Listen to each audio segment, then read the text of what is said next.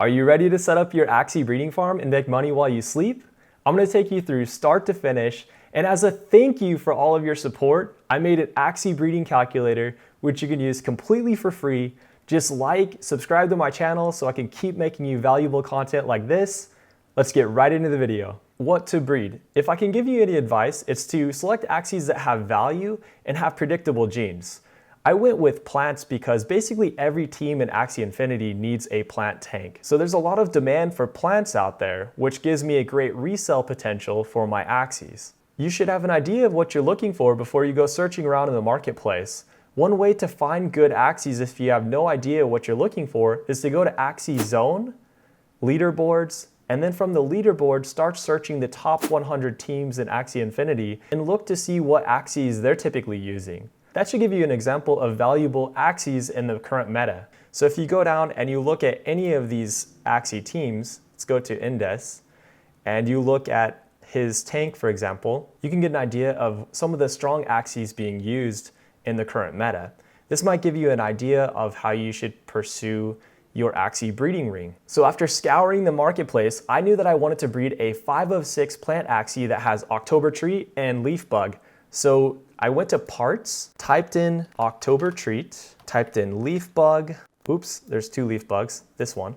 When you're selecting breeding rings, you want to make sure that you have an Axie that has 0 or 1 breeds. That way you have lots of breeding potential. Remember, each breed the Axie goes through, the SLP price goes up. So we're looking for Axies with 0 to 1 breed count. And for pureness, I just said that I wanted a 5 of 6 plant Axie with pumpkin and leaf bug. Here are the Axies available with those parts. Now, having Freak's Axie extension is very important. In my previous videos, I showed you how to download Freak's Axie extension, which allows you to see the dominant recessive 1 and recessive 2 genes. So if I hover over this Axie, you can see the dominant R1 and R2 genes, and we're looking for traits that are strong. Keep in mind that your R1 and R2 genes can greatly impact your Axie. Like in this case, this Axie has tadpole and koi for its R1 and R2 genes, so there's a decent chance that you could actually end up with one of those traits as your tail, which might not be beneficial for you. So you have to do some careful digging when you're looking at your Axie's R1 and R2 genes as well. After finding 3 Axies that you like, grab their Axie numbers and go over to Axie Zone. Click the toggle odds button on, and this will give you the exact statistical odds that you'll have certain traits in the offspring. You can see that we wanted leaf bug, and it'll occur in 75% of all of our Axie offspring. And you can also look at other impurities like peacemaker, which we would not want in this Axie, and that can occur in about almost 10%. After you've looked at those odds, go ahead and simulate breeding cycles. Scroll down, and this will show you some examples of offspring that can be generated by using the statistical odds above. And as you can see, some of the runts could be decent, which we really wouldn't want. But if the breed goes well, we have lots of excellent Axies like the ones listed here. Once you find what you like and you simulate a few rounds of breeding, you should have a decent idea if it's Axies that you want to buy or not. But before you buy, go to Axie Tech, Axie Pricing to check the price. This will show me current listings of Axies similar to this Axie, as well as recent sales of other Axies that have similar parts. I made a breeding calculator to visualize the 3 Axie breeding ring. Feel free to use it in the description below.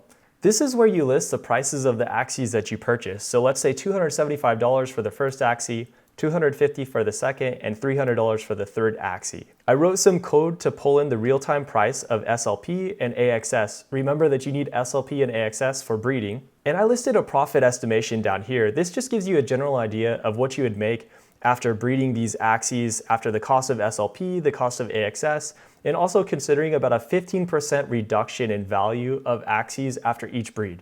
Looking over at our breeding ladder over here, you can see that you're not allowed to breed children with parents. So it's helpful to use this breeding ladder to simplify the process of your breeding rounds. Remember, it's possible to breed up to 7 times, but the price of SLP goes up each breeding round, so it's actually not cost effective to breed after 4 rounds. In this example, we did a maximum of 2 breeds, which should keep the resale value for most of our Axies here and give us a higher profit estimation. After breeding 2 Axies, it takes 5 days until you can morph the egg into an adult, so you should carefully set reminders to prevent wasting time. To complete a full breeding cycle, this would take around 35 days. And in this breeding loop, it nets you 6 Axies, which is not bad for starting with only 3 Axies. If you ran through this again, you would have net a total of 12 Axies starting with only 3 Axies. And now for many of you, I can see the wheels are turning in your head and you're thinking about the power of compounding returns.